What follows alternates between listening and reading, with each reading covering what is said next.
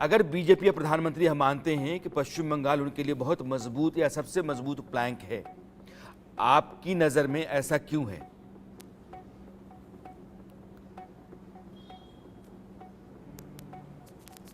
स्पष्ट 2019 के लोकसभा चुनाव में दोनों पार्टियों में मुश्किल से 3% से भी कम का अंतर था। जो टीएमसी थी उसको करीब करीब 43% और भारतीय जनता पार्टी को लगभग 40% वोट मिले थे। अब पिछले 5 साल में ममता जी के खिलाफ भयंकर असंतोष है, एंटी इनकम्बेंसी है और स्वाभाविक रूप से 3% में से अगर 2% भी वोट इधर से उधर हो जाए तो उससे समझ में आएगा कि टीएमसी का सुपड़ा साफ हो जाएगा। और हमको एक बात और पश्चिमी बंगाल के बारे में ध्यान में रखनी चाहिए कि पश्चिमी बंगाल में टीएमसी और भारतीय जनता पार्टी केवल 2 ही दल हैं। कांग्रेस और जो मार्क्सवादी पार्टी है उनकी कोई रेलेवेंस नहीं है, तो सीधा मुकाबला है, वोट बंटने वाले नहीं हैं, ममता जी के खिलाफ लोग हैं। और चूँकि 10 साल का उनका जो शासन रहा है वो भ्रष्टाचार और आपराधिक गतिविधियां और मुसलमानों के जो कट्टरवादी तत्व हैं उनके तुष्टीकरण की राजनीति की है और जनता में भारी असंतोष है। तो जब प्रधानमंत्री नरेंद्र मोदी कहते हैं कि सबसे अच्छी सफलता भारतीय जनता पार्टी को बंगाल में मिलेगी, तो वो अतिशयोक्ति नहीं है। ये सारी भविष्यवाणी उनका वो जो आश्वस्त हैं उसके बड़े ठोस कारण हैं। और मैं मानता हूं कि प्रधानमंत्री जी बिल्कुल ठीक कह रहे हैं। पूरे देश में अगर सबसे बड़ी सफलता भारतीय जनता पार्टी को मिलेगी तो वो संख्या बल के हिसाब से लोकसभा चुनाव में पश्चिमी बंगाल से मिलेगी। और इसका एक बड़ा कारण भी है कि पश्चिमी बंगाल एक बड़ा प्रदेश है और जिसमें लोकसभा के 42 स्थान हैं, तो स्वाभाविक रूप से भारतीय जनता पार्टी को वहाँ से उम्मीद है। जी, मैं बलवीर जी, चूंकि आपके आने से जुड़ने से पहले जम्मू कश्मीर छोड़ गया था, उदय माहुरकर साहब ने जम्मू कश्मीर को लेकर अपनी राय रखी। मैं उड़ीसा पर आने से पहले जम्मू कश्मीर पर आपकी राय लेना चाहता हूं। एक चीज़ मैं अपने दर्शकों को बताऊं कि जो बलवीर जी कह रहे हैं कि पश्चिम बंगाल, उड़ीसा, आंध्र प्रदेश बीजेपी अकेले नहीं, लेकिन वहाँ जो एनडीए अलायंस है, और तेलंगाना, ये 4 राज्य वैसे हैं जिन राज्यों से बीजेपी अप्रत्याशित नतीजों की उम्मीद कर रही है। लेकिन जम्मू कश्मीर अपने आप में इसलिए इकलौता राज्य है क्योंकि 370 के हटने के बाद पहली बार चुनाव हुए हैं और 58% से ज़्यादा वोटिंग राज्य में हुई है 5 सीटों के लिए। ये अपने आप में करिश्मा है और नरेंद्र मोदी की सरकार के उस फैसले पर जनमत की मुहर है जो फैसला उन्होंने आज से 5 साल पहले लिया था 370 हटाने का। बलवीर जी, चुनाव तो हो गए जम्मू कश्मीर, नतीजा जो भी आए, घाटी में बीजेपी नहीं लड़ रही है, वो जम्मू के इलाके में उधमपुर और जम्मू की सीट पर लड़ रही है।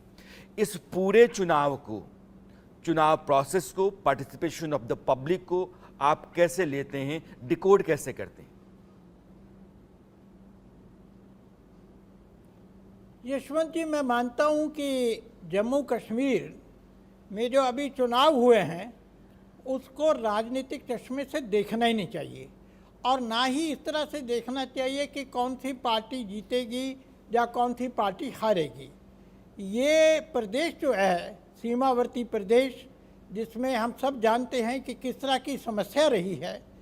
मैं नरेंद्र मोदी जी की सरकार की जो बहुत बड़ी कई सफलताएं हैं उसमें जम्मू कश्मीर में 370 और 35 से धारा हटने के बाद जो जम्मू कश्मीर में लोकतंत्र की वापसी हुई है, जन भागीदारी की वापसी हुई है, जो वहाँ पे विकास आया है। और मैं मानता हूँ कि राजनीतिक दलों को एक तरफ छोड़े, जम्मू कश्मीर में लोकतंत्र जीत रहा है, भारत ही जीत रहा है।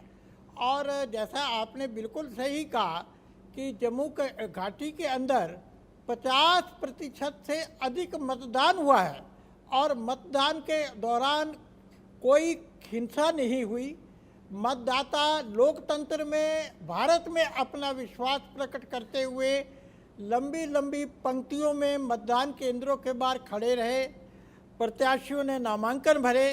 और मैं आपको एक बात और बता दूं, जी जिन पंडित नेहरू जी को बारे में और इंदिरा जी के बारे में कहा जाता है कि उनका बड़ा लोकतंत्र में विश्वास था, उनके प्रधानमंत्री पद काल में जम्मू कश्मीर के अंदर कभी भी निष्पक्ष चुनाव नहीं हुए। हमेशा से ही सत्ताधारी दल जो था उसने चुनावों के बीच में भारी गड़बड़ की, और इसी कारण ये भी एक बड़ा कारण था कि वहाँ के लोगों का भारत के अंदर और भारत के लोकतंत्र के अंदर विश्वास कम हो गया, ख़त्म हो गया। और ये नरेंद्र मोदी जी की बहुत बड़ी सफलता है कि उन्होंने ये 370 और 35A को ख़त्म करके विकास की धारा के साथ जम्मू कश्मीर के लोगों को जोड़ के वहाँ की जनता का विश्वास लोकतंत्र में और भारतीय व्यवस्था और संविधान में पुनर्स्थापित किया है। और इतने बड़े प्रतिशत मतदान के लिए मैं चुनाव आयोग को, वहाँ की जनता को तो साधुवाद दूंगा ही दूंगा, नरेंद्र भाई को भी बहुत बहुत बधाई दूंगा। जी, बड़ी कामयाबी जम्मू कश्मीर भारतीय लोकतंत्र के लिए, ये उपलब्धि है, सफलता है, इतिहास है। अब उड़ीसा की तरफ हम आते हैं, जिसका जिक्र प्रधानमंत्री ने भी किया। उड़ीसा को लेकर के प्रधानमंत्री ने क्या कहा, पहले मैं आपको सुना देता हूं, उसके बाद उदय माहुरकर साहब और बलवीर पुन साहब, आप दोनों की राय में लूंगा प्रधानमंत्री नरेंद्र मोदी उड़ीसा के बारे में। हिंदुस्तान के सभी राजनीतिक दलों के नेताओं के साथ हमारे संबंध अच्छे ही हैं और लोकतंत्र में हमारी दुश्मनी नहीं होती है, संबंध अच्छे होने ही चाहिए। अब सवाल ये है कि मैं मेरे संबंधों को संभालूं कि उड़ीसा के भाग्य की चिंता करूं। तब मैंने रास्ता चुना कि मैं उड़ीसा के उज्जवल भविष्य के लिए अपने आप को खपा दूंगा। उसके लिए मेरे संबंधों को मुझे अगर बलि चढ़ाना पड़ेगा तो मैं उड़ीसा की भलाई के लिए बलि चढ़ाऊंगा। और चुनाव के बाद मैं कन्विंस करूंगा हर एक को कि भाई मुझे किसी की दुश्मनी नहीं है, लेकिन 25 साल से उड़ीसा में प्रगति नहीं हो। और सबसे बड़ी चिंता ऐसी है कि कुछ एक ऐसी टोली है जिसने पूरे उड़ीसा की व्यवस्था को कब्जा कर लिया है। ऐसा लगता है पूरी व्यवस्था को बंधक बना दिया है। और जब इतना बंधक बना दिया है तो बहुत स्वाभाविक है कि उड़ीसा अगर उस बंधनों से बाहर आएगा तो उड़ीसा खिलेगा। उड़ीसा की अस्मिता का सवाल है। इतने प्राकृतिक संसाधन है उड़ीसा के पास, एक समृद्ध राज्य के गरीब लोग देख करके दुख होता है। हिंदुस्तान के समृद्ध राज्यों में उड़ीसा है, इतनी प्राकृतिक संपदा है, और हिंदुस्तान के गरीब लोगों के राज्य में भी उड़ीसा है। तो इसके लिए सरकार जिम्मेवार है और इसलिए उड़ीसा के लोगों को उनका हक मिलना चाहिए। उड़ीसा को उसकी अस्मिता मिलनी चाहिए। उड़ीसा का भाग्य बदलने वाला है, सरकार बदल रही है। मैंने कहा है कि उड़ीसा की वर्तमान सरकार की एक्सपायरी डेट 4 जून है और 10 जून को बीजेपी का मुख्यमंत्री उड़ीसा में शपथ लेगा। इस बार मुख्यमंत्री उड़ीसा में बीजेपी का होगा। उड़ीसा 21 लोकसभा सीटों का राज्य है और वह राज्य है जहां विधानसभा लोकसभा दोनों के लिए चुनाव हो रहे हैं। प्रधानमंत्री नरेंद्र मोदी कहते हैं अगर नवीन भाई के साथ अपने संबंधों की बलि उड़ीसा के लोगों की खातिर चढ़ानी पड़ेगी तो मैं चढ़ा दूंगा। चुनावों के बाद इस बात पर चर्चा होगी कि हमारे संबंध किस तरह से हैं, यानी कि चुनावों के बाद स्थिति बेहतर हो जाएगी कि नवीन पटनायक के मुकाबले में बीजेपी अगर मैदान में है और उड़ीसा में वो सत्ता में आना चाहती है, ज़्यादा से ज़्यादा लोकसभा सीटें जीतना चाहती है, तो उसके लिए वो कोई भी कोर कसर बाकी नहीं छोड़ेगी। उड़ीसा एक महत्वपूर्ण राज्य है जहां लगभग पिछले 24 वर्षों से नवीन पटनायक मुख्यमंत्री हैं और उन्होंने उड़ीसा के भीतर बेहतरीन काम किया, इसमें कोई दो राय नहीं है। फिर भी अस्वस्थ होने के कारण पांड्यान जो उनके ओएसडी हैं या उनके राइट हैंड आप कहेंगे, वही पार्टी की कमान संभाले हुए हैं। प्रधानमंत्री इसी बात की तरफ इशारा कर रहे थे कि एक कोटरी है जिसने उड़ीसा को अपने कब्जे में ले रखा है। बलवीर जी, उड़ीसा में बीजेपी की संभावनाएं और नवीन पटनायक के कम सेहतमंद होने के कारण बीजेडी के लिए जो नुकसान संभावित दिख रहा है उसको आप कैसे ले रहे हैं? देखिए, उड़ीसा एक ऐसा प्रदेश है जो कि माननीय प्रधानमंत्री जी ने भी कहा कि संसाधनों के हिसाब से तो बहुत ही धनी है, अमीर है, साधन संपन्न है, पर विकास वहाँ नहीं पहुँचा। 24 साल तक नवीन पटनायक जी ने वहाँ पे नेतृत्व किया और उनका जो शासन था वो काफ़ी हद तक ठीक रहा, पर वो पूरी की पूरी जो पार्टी है वो एक इंडिविजुअल के आसपास, एक व्यक्ति के आसपास ही आधारित रही है। और नवीन पटनायक जी, आपने भी जिक्र किया, सब लोग जानते हैं कि अभी वो 77 ईयर्स के हो गए और उसके उम्र के साथ साथ उनका स्वास्थ्य जो है वो काफ़ी गड़बड़ है और वो पूरे काम को, बड़ा प्रदेश है, संभाल नहीं सकते।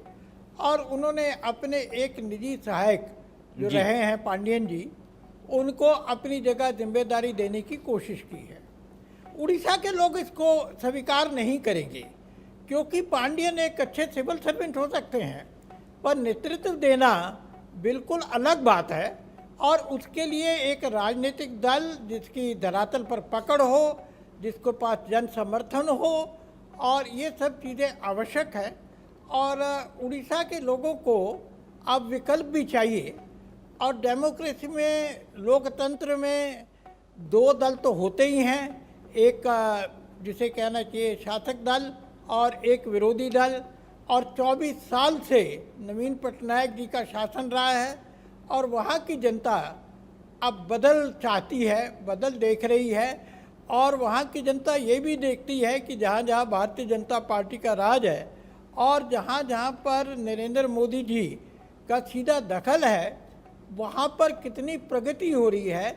और उड़ीसा संसाधनों के होने के बावजूद पिछड़ रहा है जी। और नवीन पटनायक जी के स्वास्थ्य के चलते हुए एक नए व्यक्ति जो बेसिकली सिविल सर्वेंट है उस पर कैसे भरोसा उनको किया जाए? आम आदमी स्वीकार नहीं तो करेगा, मैं भी इस बीजेपी बात से आश्वस्त यही हूं मान करके